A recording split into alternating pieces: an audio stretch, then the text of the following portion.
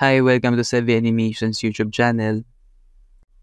So sa video na to, pag-uusapan natin ng mga tricycle. So ano nga ba ang tricycle kung natatanong mo?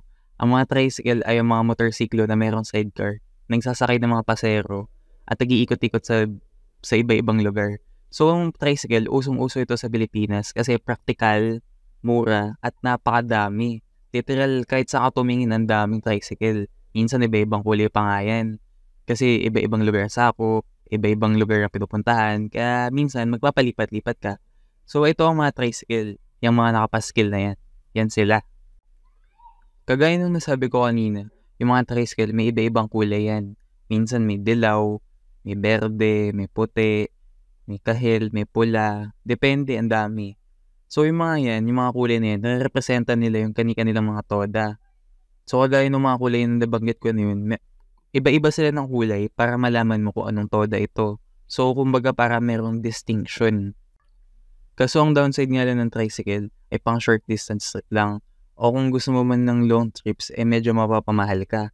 At tatama yun sa term na special trip. So ano ang special trip?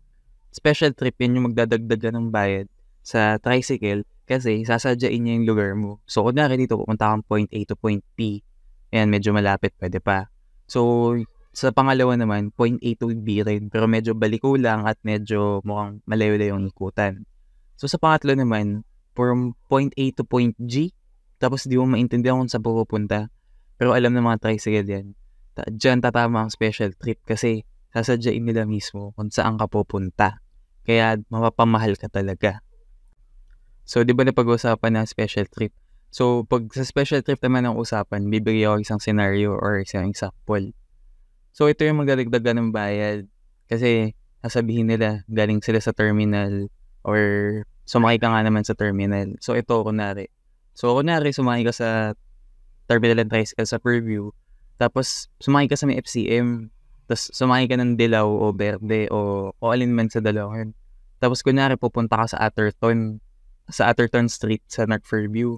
So ang pamasahe mo papalo ng 60 to 80 pesos o depende pa yun kung matatraffic kayo o kung saan dadaan yung tricycle. Kaya ikaw, paghanda-handa ka ng 100 o 100 pesos bill. Kaya ayun. Pero on the other hand, kung wala ring mga tricycle, medyo mahirap din. Kasi isipin mo, kung nakatira ka sa subdivision or village or kung ano man na may kalayuan or kaduluduluhan, tapos pupunta ka ng simbahan, palengke, minimart o kung saan man sa lugar nyo na pwedeng daanan ng mga tricycle tapos wala sila. O di ba masakit? Ang masakit kasi nun, galakad ka ng malayo. Tapos pagdating mo dun, nanggigitata ka na ng pawis. Kaya, i-appreciate talaga natin ng mga tricycle.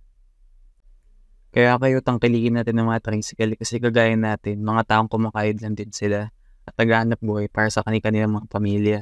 Eka nga nila, meron silang daily grind or isa sa mga everyday heroes natin, di ba? Kaya saludo tayo sa mga grinders natin sa pang-araw-araw. Di madali. So dito ko na pala tatapusin yung video na to.